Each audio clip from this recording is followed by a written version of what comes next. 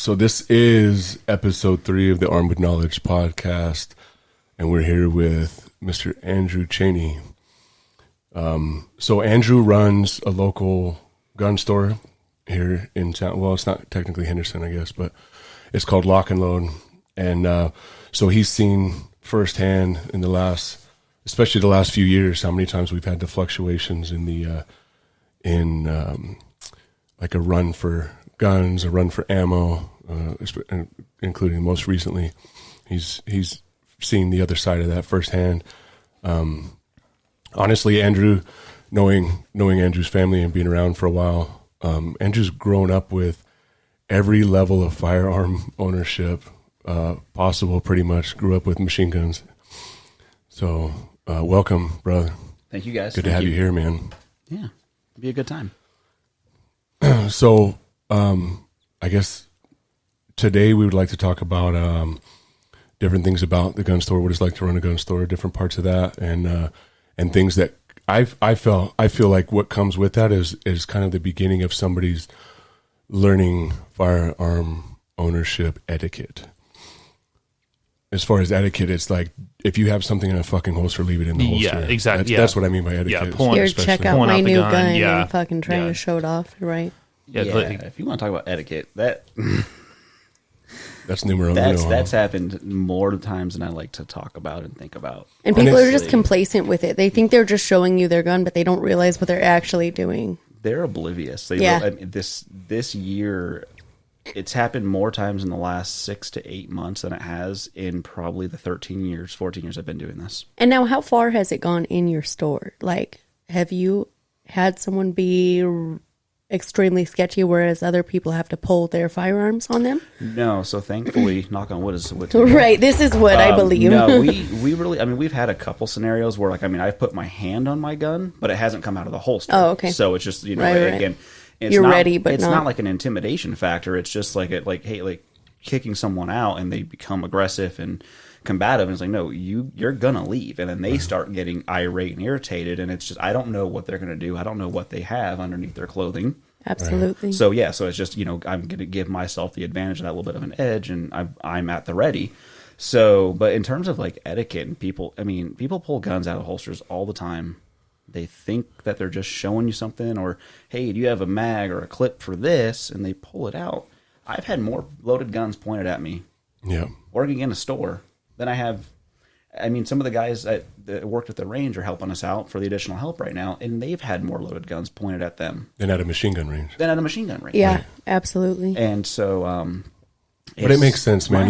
We've had, since March, we've had millions more new gun owners in the last few months than we've had in years. Yeah. And so that's what comes with that is exactly why we're doing what we're doing here today. And like what our main, I guess our first line is trying to get that knowledge out there to all those people, because that's, I believe, where the biggest problem is in the gun community, and it's going after that ignorance.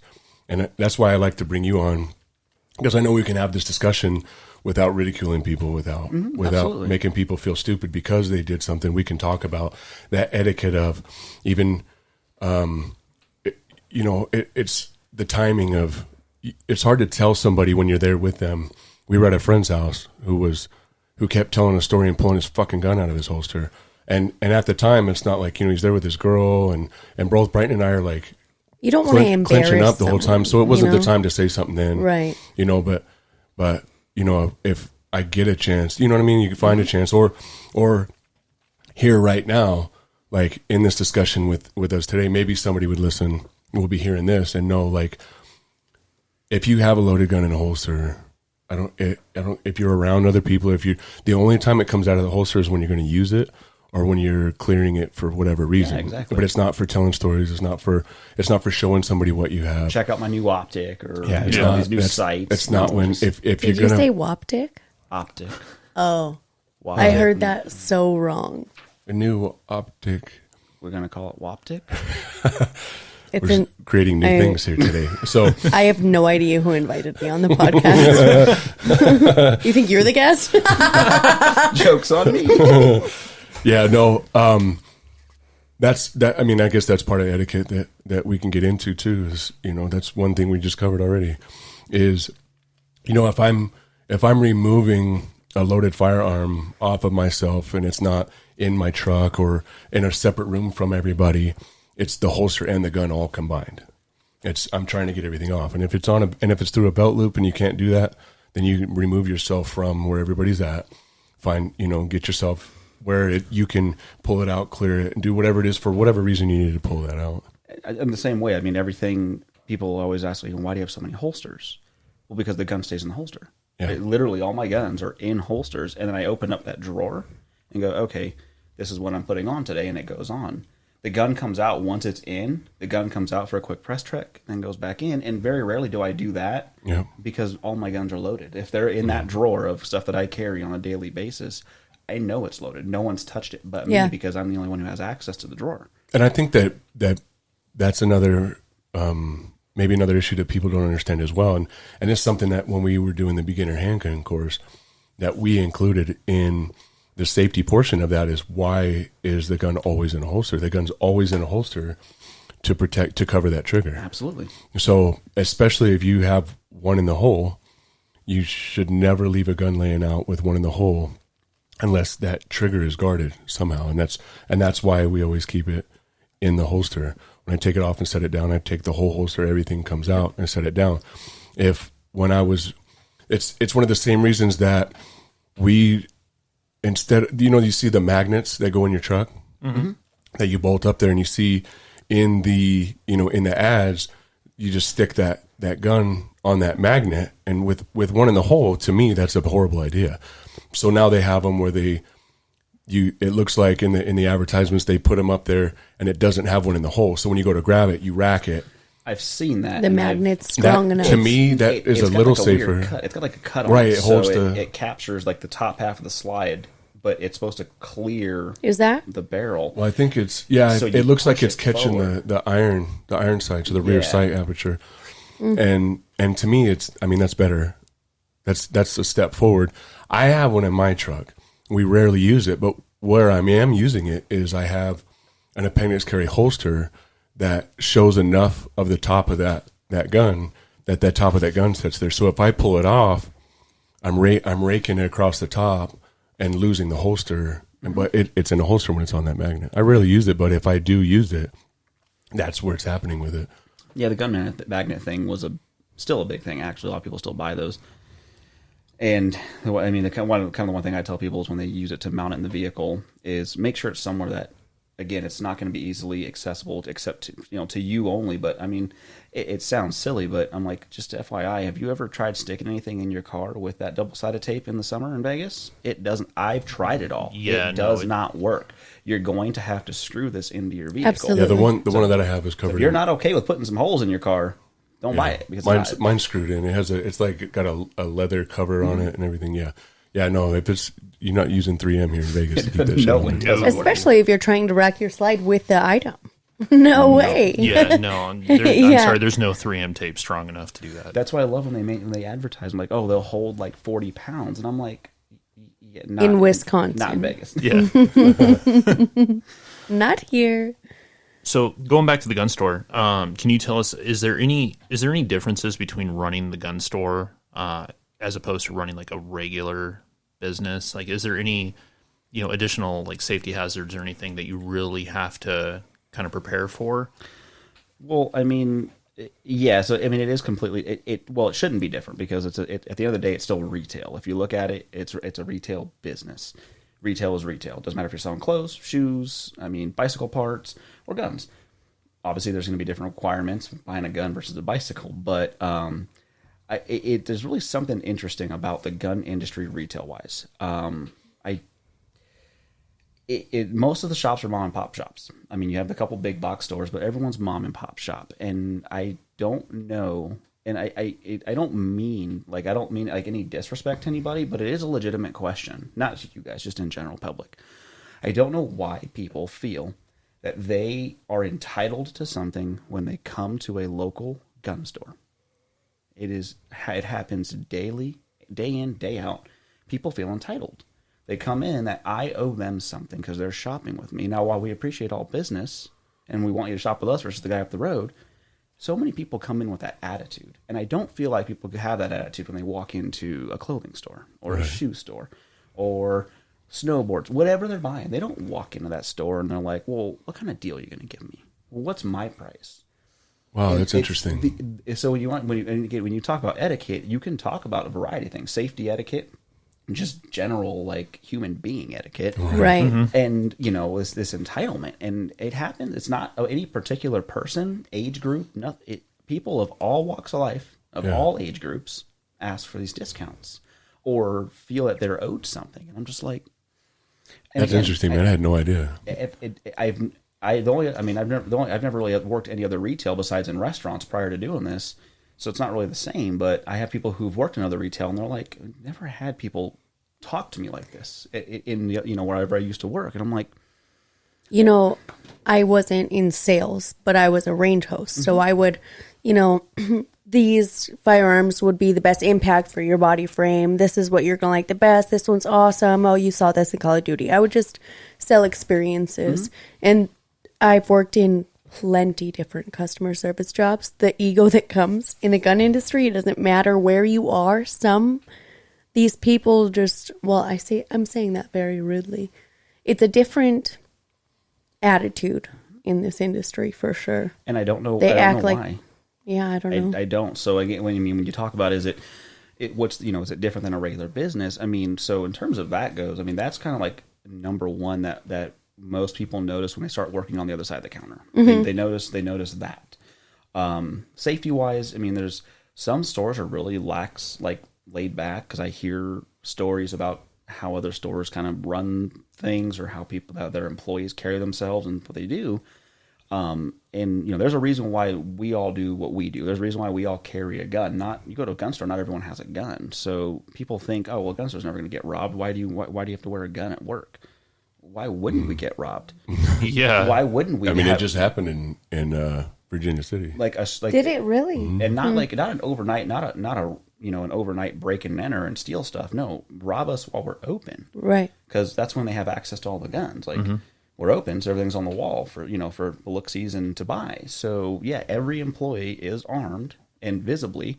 So if someone is coming in, they see, oh, he's got a gun, she's got a gun. Everyone has a gun. So they're going to go, everyone has a gun that works here. Probably let's go somewhere else. Obviously, people steal a lot too from us. Believe it or not. Yeah. Like in the small aisles and the accessories. The magazines.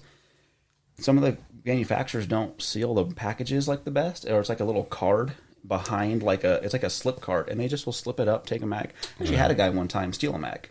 We had a feeling he stole a mag, so we played the cameras back. He stole a mag. He came back 15 minutes later because he went to the car, didn't fit his gun. He stole the wrong mag. Then he tried to return it without a receipt because he got the wrong one. And I was like, you just stole this. And he's like, no, I didn't. I'm like, here's the video. Get out. He legit tried. If he would have came back the next day or a week later, we probably wouldn't have recognized him. But 15 minutes. Within 15 minutes, he went to the car, realized it was the wrong. He stole brazen, the wrong thing. Man. So yeah, we'll find the empty packages. We'll go, clean up the aisles, and we find. So yeah, I mean, theft with us in terms of the accessories go is a big thing. Like I see again, I don't, not to compare to other stores. I won't name stores, but I see videos or pictures of other stores, and they have ammo out for the general populace or people to go grab. And I'm like, no, all of our ammo's behind the counter. Yeah, especially boxes. Yeah. Your cases are out, but obviously that's safety, number one. Don't put ammo out there for a customer to be able to load a gun with, first of all. Second of all, someone's going to steal that. It's so easy to steal. So they steal, the accessories from all brands, magazines. I mean, again, no one can steal ammo from us because it's all behind the counter. But yeah. Have you seen a rise in theft since the whole like closure thing and like the ammo shortage and all that? No, it's pretty consistent. I mean, it doesn't happen even with very often. with so many new gun owners, you haven't seen a change in that. I'd say not necessarily with more gun owners. I think more people, like the foot traffic in the store. So if we're all busy and there's a lot of people in the store, and that's just prior to the social distancing and all this other stuff, you know, the store was packed full of people. So obviously we can't keep an eye on everybody, but we do our best. And surprising enough, we didn't come across through the months of March, April, and May, give or take. We didn't see too many like empty things on the floor. Like people were literally coming and buying stuff. We had plenty of help from the range because again, they were closed completely. Right. So we had a bunch of guys there. We had guys just on the floor, basically walking as security, just kind of being like security, just because there was so many people. So we had to like, you know, basically have people line up. Hey, what do you want, ammo or gun? Well, both. All right. So wait for a sales associate. Might as well have had a little ticket number thingy like from Walmart or something. Yeah. It was nuts, but we haven't seen an increase in theft or anything. It's just, it's consistently, I'd say, low. It happens. Yeah. Right. That's good, though. But that's nice to know for sure. Yeah. Now, what would you say is the most common misconception about gun stores? That we make billions and billions of dollars on guns. We don't. We don't. No, yeah, that turnaround is it's a little shorter than what people think, man. Yeah, right. We've all gotten discounts on guns, and I can tell you for 100% certainty, the discount is not much. Yeah. No, not at all. Yeah, when we get 10% over cost, it's still pretty close. I think another big like question or like misconception is that we can't just order it. Like well, do you have you have a Glock 17? Well, no, right now especially no. Well, can you order it? Well, no. But why not? I don't understand. I can't just go on this magical computer and order. If I could, I'd have them here in the store. Right. So I think there's a big misconception that we can just, call somebody and have one overnight it to us. If there's a gun cloud that you can just pull. Yeah, exactly. Right. I wish. Yeah. Trust me, we'd all be on vacation somewhere if that was the way it worked. Oh, yeah. Just keep it flowing, man. Yeah, right. Yeah. That's with gun stores. There's always, and I guess it makes more sense when you're talking about the way that so many people come in with these certain attitudes of entitlement, right? This entitlement attitude. Gun stores in general, there's a stigma with gun stores and the employees being rude or being short tempered or being and I've even seen it.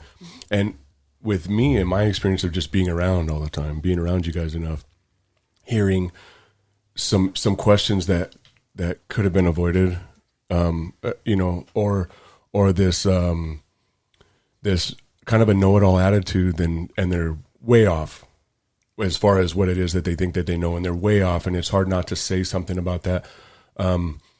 But with that stigma that's pretty common, especially with, we didn't realize that when we started doing our beginner courses that we were giving. Yeah. One of the things that we noticed with people when we were talking to them about going to a gun store and buying guns, one of the reasons that we started bringing people to you guys personally was because of that stigma. People did not want to deal with gun stores because of what they have heard about them, what their own experiences were in the past, because it seems like a lot of guys are pretty short-tempered or pretty, they don't really have a lot of patience with answering questions. They probably answered the same question 1,000 times already just today. Mm-hmm. So that's what the amount of appreciation that people would have when we'd say, we'll go with you. And especially when you offer like, hey, if you bring somebody in, we'll do what we can to give them a discount too. I mean, it just adds to that person being more willing to go in and get the right gun for themselves. And learn something from that. And that's where I actually learned that there actually was this gun store commando. Mm-hmm. Is that what it's referred to as? Well, yeah, I think that's the biggest thing that people use is the gun store commando, the gun store attitude, something of that nature. But right. Yeah, and I mean, again, like you said, we try to avoid that at all costs. But unfortunately, yes, sometimes my guys, get short tempered. It happens. Like you said, especially in the last 8 months, continuing to get asked the same question of why don't you have it, or why can't you order it, or what do you mean you can't get it? And sometimes, quite frankly, people get get an attitude with you when you take. It's like Get a little temperamental. Of course, I want to sell you a gun. Why wouldn't I want to get your business? Right. You think I'm just turning you away because I don't want your money, or I don't want your business, or I don't want to build a relationship with you? Right. No, we can't get the product. So, but yeah, I mean, I know my guys are guilty of it. I mean, everyone is, and anyone who says that they're not guilty of it, or anyone who's worked in a gun store like, oh, we don't have that attitude here, they're lying to you. Absolutely. They're lying. Yeah. My guys are guilty of it. I have to correct them, unfortunately, on a regular basis as well. Like, hey guys, you tone it down a little bit. Like, I know sometimes it gets frustrating, but just remember that at some point, this crazy buying frenzy is going to come to an end, and we're going to have to go back to the days of having competition and fighting for business. Right. It's going to be turned into, why should I shop with you when I could shop with them and they treat me better? Or right. you know what, I'm going to come to you because you have better customer service, but you're higher priced. We've had people over the years that they drive past many other gun stores to come to us because they enjoy the experience. They don't get any attitude. They get a lot of knowledge. And I've had people outright tell me, like, yeah, so-and-so had it for cheaper, but I'd rather drive over here to you, and I'm not asking you to match their price. I'll pay the extra. I just wanted you to know that I drove over here because we like you and we want to give you that positive feedback. Yeah. That's great. So, I mean, again, you go look at Yelp. I mean, sure, there's plenty of, people are so quick to jump on these review sites and write negative reviews, but no one wants to write the positive ones. I think it's important to, I think this, and so I'm glad we covered that, man. I think that's important to bring up. Yeah, that you want these gun store clerks to be patient with you. You got to be patient with them as well, and understand, like, maybe try to get some knowledge prior to going in there. There's endless amounts of information on YouTube. There's endless amount. So instead of trying to pick the brain of a guy that's there to help you find the right gun for you, but to get you in there, get your background check, get your stuff going, and move on. Maybe it would help everybody out if you have a more of an idea by going, maybe get some training with somebody that has the different, like what we used to do. We used to run 3 different guns, run people on 3 different guns. That way they had an idea. I ran 3 different 9mm, and I know which one feels better to me. And so you have an idea when you start putting things in your hand. Whereas if you don't know the first thing about guns and then you're trying to go learn it at a gun store, it might not be the best idea. And some days are better than others where we, business is slow and we have the additional time to spend with that customer and really go into depth with them on what it is they need, what are they looking for, what's the primary use of the gun, what do you want to do with it? Do you have any plans to get a CCW? Do you want to do further training, or just stick to the basics? Right. The biggest thing I think compare to is buying a car. Do you just go to a dealership and just go, that's the car I want? Right. Right. No, you do your research and you kind of figure out, if you want an SUV, pickup truck, car, sports car, sedan, what's your price range? What's your price range? So that you got to start there, and that's when we have, especially these new people who have no idea. Lots of people who, I never wanted a gun, but now I want one with everything happening. Man. First thing we ask them is, have you looked at anything yet? Well, no.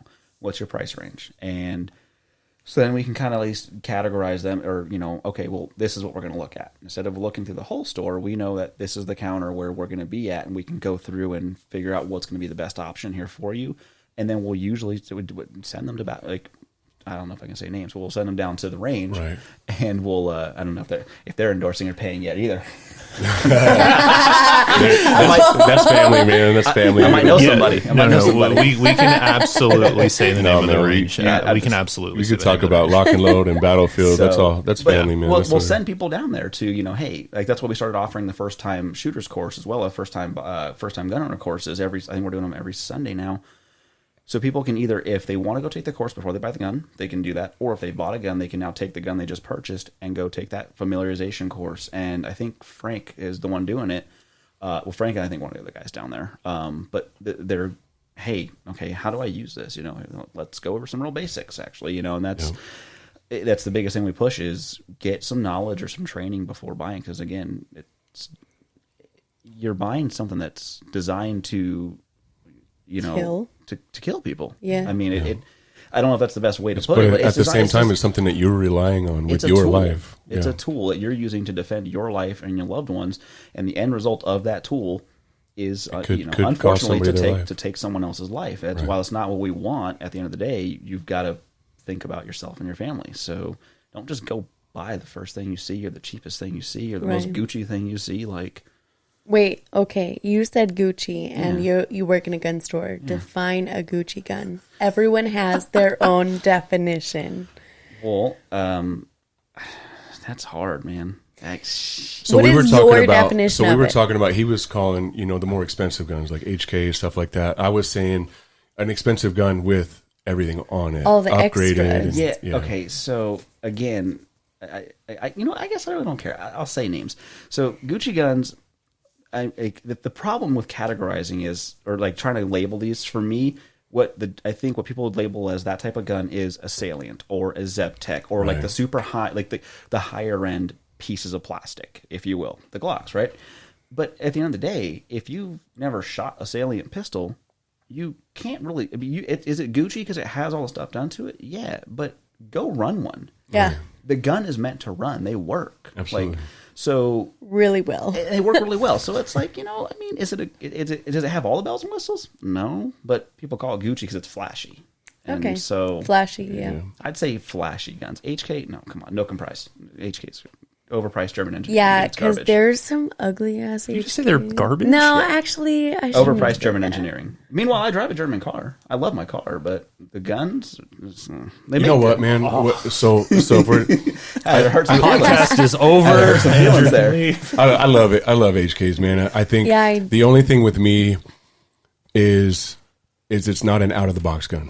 No. With an HK, it's Yeah, not. no, A it's Glock not. is an out of the box gun. You don't have to do shit to it. You pull it right out of the box, run it just like if you were to lube it and get it You don't even warmed have up. to do that. No, that's what I'm saying. It runs just as Yeah, good. you don't. That's what I mean. It runs just as good. When you buy an HK, it's not an out of the box gun. The spring's hard.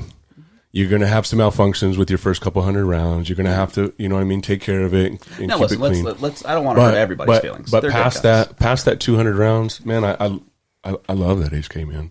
Yeah. It's a great gun. Which one? The VP9. Okay. Yeah. And the P30 is a good gun, man. Yeah, P30 is a good gun. I owned a Mark 23 for a while. Fantastic. Yeah. Fantastic. Those are the 45 firearm. full size, huh? Yeah. Those are dope. And Did the GoPro just die? The GoPro yeah, just that's died. enough of that one. That's okay. But yeah, no. you know they make some great sub guns, dude. Yeah, sell absolutely. But that's Dude. different. Yeah. So all of that stuff, I'm Right. okay with all those things. Yeah. Now, their pistols are just. But that's like FN though too. Like I'm not a fan of FN Oh, no. pistols. Oh, no, I'll dog But on I, FN I all love day. their rifles, man. Yeah. And FN machine pistols guns. are Their machine overpriced, guns dude. their machine guns are beautiful. Yeah. So when we were talking earlier about ego, so when someone comes into the gun store and they're new gun owners, like if people were to take the ego out when they come into a gun store, like, I've been playing Call of Duty forever, I know all about this gun. Like how much does ego play a factor in how difficult it makes your job? So, well, the funny thing is about ego, and I don't know if this is good or not, but Yeah, it's better. I've watched all the videos, and Miss Brighton talked about ego. People have a big ego when they come in with their wives or their girlfriends. Yep. That one's number one. Absolutely. Number Because they have to be the knowledgeable They one. have to know everything. Number two is, while I don't necessarily work the counter as much as I used to in the past, I don't look old. I'm not old. I mean, I'm 32 years old, but I've been doing this for 13-ish years, plus or minus. I've been around guns my entire life. So I don't know everything in the world, but I have a pretty good grasp on guns and beyond that into training and stuff. I like how you put that, man. So a lot of times these older gentlemen or middle-aged gentlemen, when they're with their wives, even when they're not with their wives or girlfriends, they look at me and they're just like, who are you to tell me this or that? And I'm just like, all right. I experienced that firsthand so Well, much. the machine gun range with her, especially. Yeah, and that I can completely I'll be understand. teaching Yeah. people how to shoot, and they'll just look down on me. Who the fuck are you to teach me? You're a little girl. You don't know anything. Oh, am and I? that's that. Yeah, That's where that ego and is, man. and so yeah, I mean, it plays a big part. It's into helping them choose something because they think they know what the wife should get or girlfriend should get. And you don't want to offend the customer. And I Just- don't. Right. And I don't. And I try to be. It's a hard situation to be in. You try to be try to say it with a smile and be like, you can say anything with a smile. It doesn't matter what you say with a smile. You can say that shirt sucks with a smile. Oh, yeah. And you're going to go, hey, thanks. And you try to just taper them off a little bit. Like just, like, hey, like I'm in control here because I'm the one selling the gun. And I'm the one with the knowledge on this, this particular gun or this experience. I don't know your background. And again, that's not to disrespect somebody with a background, whether they're a cop, military vet, it doesn't matter. My job is to find you the best firearm that's going to fit you. So you try to just like hint at like, hey, you're overstepping a line. You need to take it back a little bit.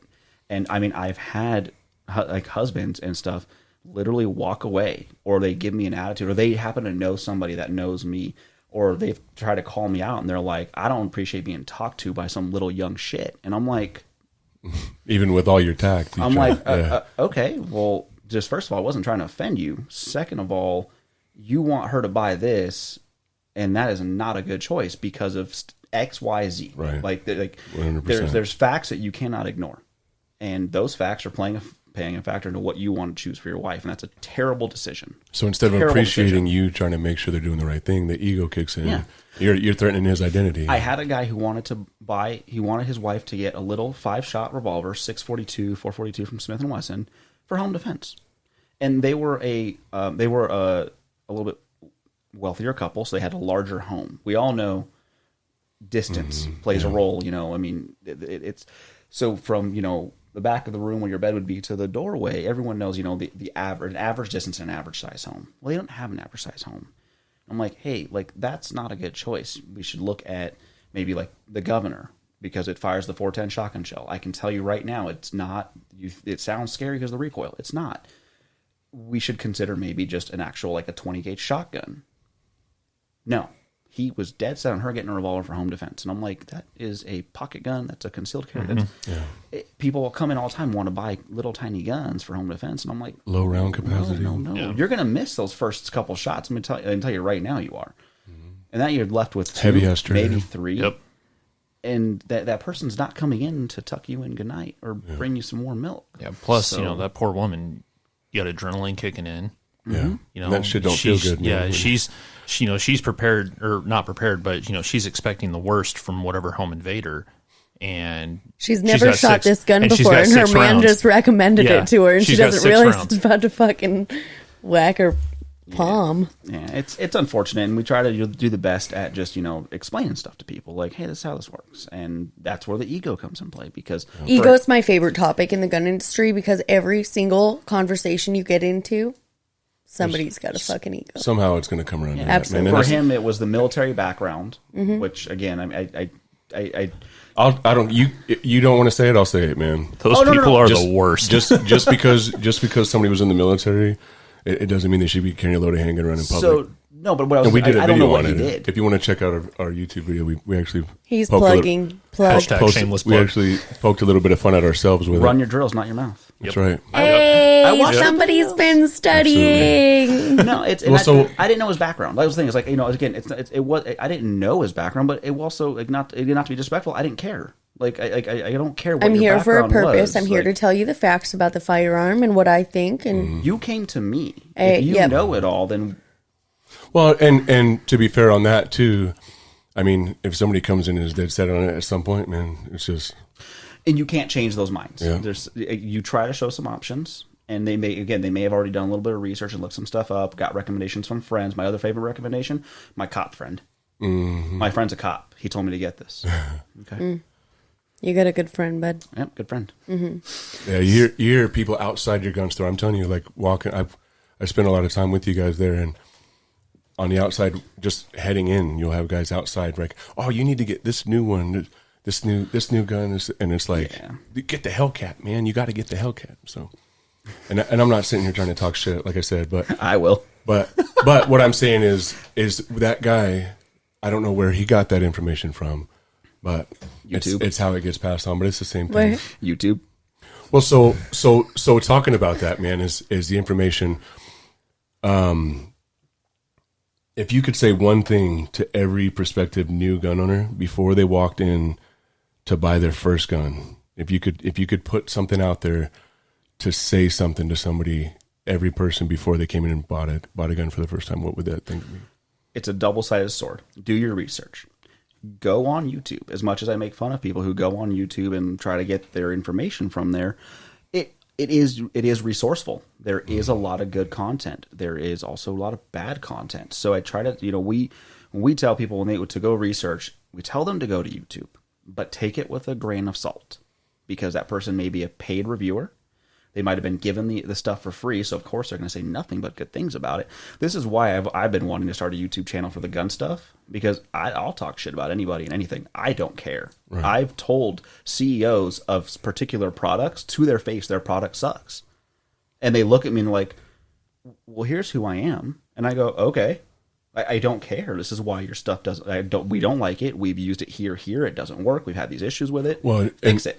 So go on YouTube, get some information, but I've had people come with pieces of paper. And they're like, hey, so I looked these up. I've had people come literally prepared like they're about to take a test.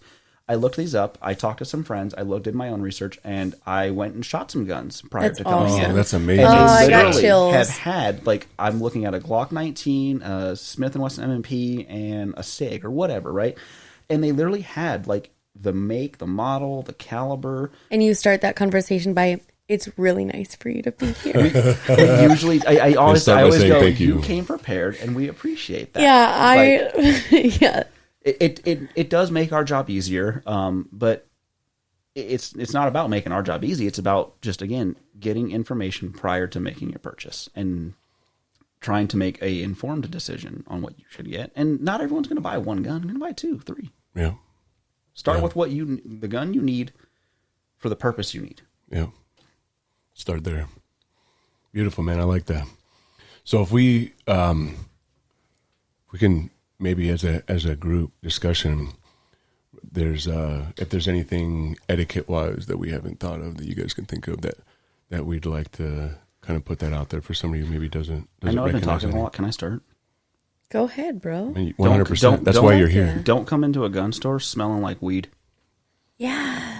I don't care if it's fresh or smoked. Don't come in here after you just left the dispensary, and don't hotbox your car in front of the gun store you're about to go into. The sad thing is that should be common sense. It's not. But it's not. I know. And now, like, I worked as a range host with the transition from weed being legal or illegal to legal in Nevada.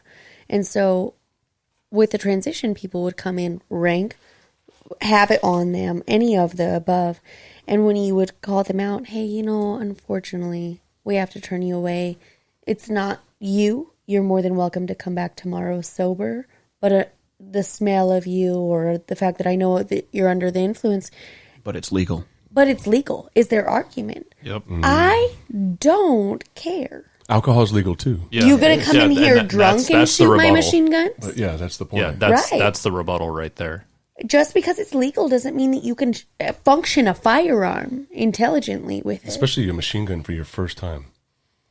Your first time ever shooting a gun, you come to shoot a machine gun, and you're blasted. Your body's relaxed, and you're chilling, and then all of a sudden that AK whoops your ass.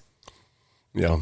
Yeah, Oh, It's not a joke. You don't. We laugh about it, but it's not. It really isn't. It's not funny because not only are they taking their own life into their hands, the range safety officer that's handling somebody under the influence of anything is putting their life in their hands. Everyone's life. Yeah. I mean, anybody else that's on the range. Yeah.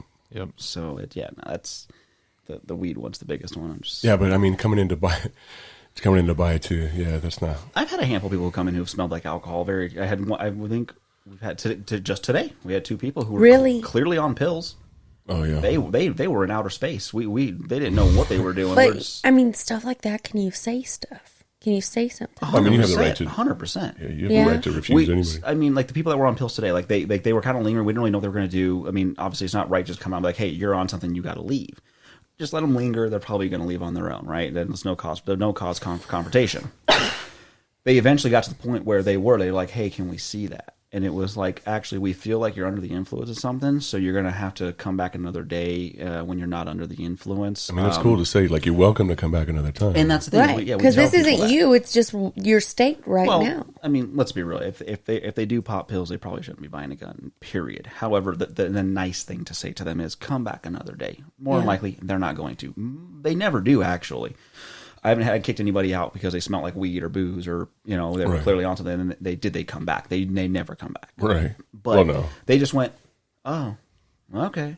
And they just turned around and walked out. It's just like, but then we've had people who I could smell alcohol on him, or whatever, I could smell it. And I'm like, hey man, I can't say anything because you smell like alcohol. You got to go. And he was super combative, super argumentative, and just didn't want to leave. I'm like, you're still not understanding. This is our store. We have the right to refuse service, just like a bartender can refuse to serve you anymore. You need to go. And you're proving me right. Yeah. In this scenario, I'm right. Yeah. So all sorts of different, drugs. Drugs and guns do not mix. Drugs and alcohol don't mix. Man. No, they don't. I mean, that's why, whenever we would throw parties at the machine gun range, there was, use the wristbands before, if you can't drink if you have a wristband on. You can shoot with a wristband on, but nobody's serving you alcohol with that wristband on. So after you're done shooting, Pro Gun Club does the same thing. You cut your wristband off. And then you can, there's a reason for that, man. It's important. It's a safety factor. It's a huge safety factor. It doesn't matter if somebody's loading the gun for you and helping. It doesn't matter, man. It's just not, it does not go together. Yep. I think my biggest issue, etiquette-wise, is just general attitude. Just coming in, like the ego thing. I know you're probably going to say that's your biggest one too, but the ego thing is huge. Just people walking in and either acting like they know everything, or trying to impress somebody. It's like, go in there. Like there's thousands of guns out there. I know maybe 3 of them.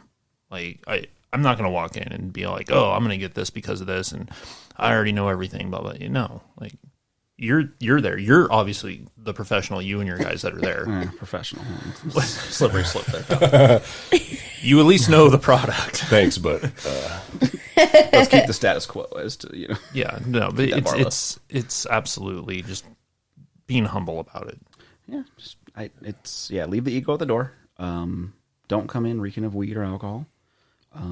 If you you don't have to come in with a paper. You don't have to come in. It makes our job a little bit easier when you have the knowledge. But if you don't do any research, that's what we're there to help you. If you don't do your research, don't be closed-minded, Mm-hmm. It's one or the other. That's another one, actually, is they've done no research. They have no idea what they want. So you start suggesting stuff. But nothing's good. No, all of a sudden, I don't want that. But I thought do you even know what this is? Well, yeah, I don't want a Glock. You don't. I'm confused now. So it's like, all of a sudden you did do some research, or you do. Okay, so what have we looked up? What have you heard? Because there's some kind of let me guess, you heard Glocks don't have a safety. Well, let me show you something. This is your safety right here. We have a Glock that's cut away, and it shows the three internal safeties. Yeah. It shows how the entire gun operates and how nothing happens until you put your finger on the trigger and start to pull it. So you can, and it's funny how I show it to people, and they go, "Wow, I didn't know that." I actually really like that now. Which is why you keep that shit in a holster, man. I think mine, as far as etiquette is the handling of firearms.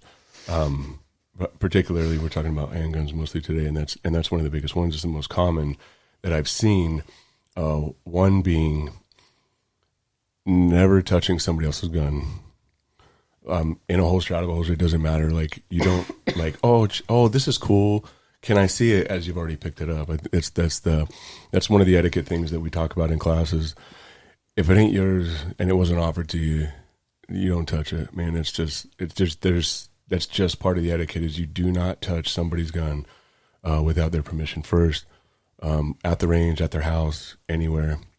I think the other one would be, we already covered keeping it in the holster, not pulling a gun out of a holster unless it's because you're clearing it to put it away or whatever. You have a genuine reason to, and that reason is never around a group of people. To go along with that, messing with your gun in the holster.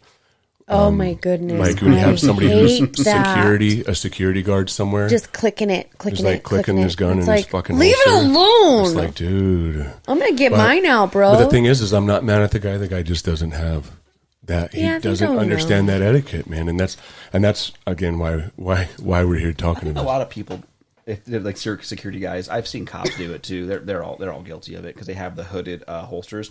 They'll sit there and they'll play with their hood, the hood on the holster.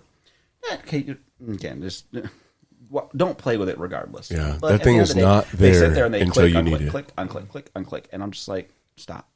First of all, it I sounds, fucking it use sounds mine as annoying. a shelf. Yeah, I lay sit, on it. Yeah, you sit there like this. It's an armrest. Absolutely. Held up by my hips. That's funny. I mean, yeah, the fiddling with the gun in the holster. That if it doesn't go in the first time, stop, look, try again. Yeah, we man. spoke about that on our last People podcast. always just Yeah, man. Why isn't it? Don't push that shit in there, man. Yeah, and in the store, people, we've seen other stores who've had. I don't call them ADs. I call them NDs. There's no Absolutely, I accidental agree. discharge. They're all I agree. negligent. So Unless it's a other SIG. stores have had, unless it's a SIG and you drop it.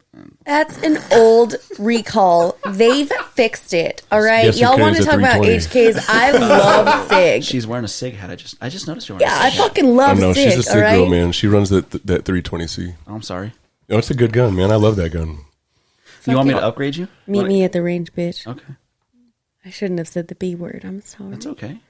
No, because Doc and Carla are gonna listen to this, and I That's don't want to fine. disappoint them. My dad calls me. My dad calls me. I should hear the words my dad calls me, Oh my God, stop especially it. growing up. What's your it's- everyday carry? You ready for this? Yeah, I'm so she's ready. about to get so upset. Uh-oh. It's a SIG 365. Fuck yes, it is. And you were talking shit about not a 320. Levio's Glock. What? What? Livio's. There's what's wrong with Glock. I love Because Glocks. I know you weren't talking shit about my SIG. I was. You know only- what the SIG only- stands No, bro. for? That, Suck that it again, Glock. 365. Yeah. That 365 is a great gun. I'm man. I'm Glock diehard. I will be the first to talk shit about them because of what SIG did with this gun. Glock dropped the ball. They continue to drop the ball, but I love their product. It works. I'm biased towards Glock. They're fantastic guns. Yeah, they I are. used to For carry the my, price, man, it's- I used to carry my 43 every single day. If I wasn't carrying my 19, it was my 43. And Yeah. that blew it Until out of you the shot park, that. huh? SIG came out with this, and I'm like, You can never shoot that 43 again. get out of here. Look at this paperweight. Yeah, basically. No, but the 320, I only like the Legion. That's the only 320 that's worth getting. The think Legion so? 320. Yeah. I want to know a guy. I don't know, man. Stop it. Shit. In stock? Yeah, Oh yeah, you got them. I got 3 of them. Really? Man. The Legions, SIG is Legions my are nice, kind, man. yeah. That's Gucci. They knocked it out of the park with that one. That's They a really Gucci did. gun, though.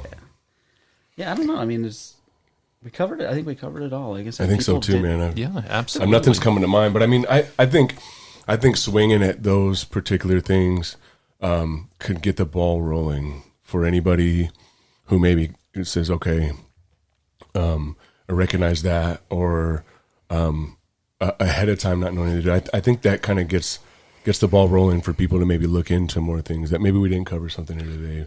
But it's kind of an idea of like, oh shit, okay, there are these things, you know.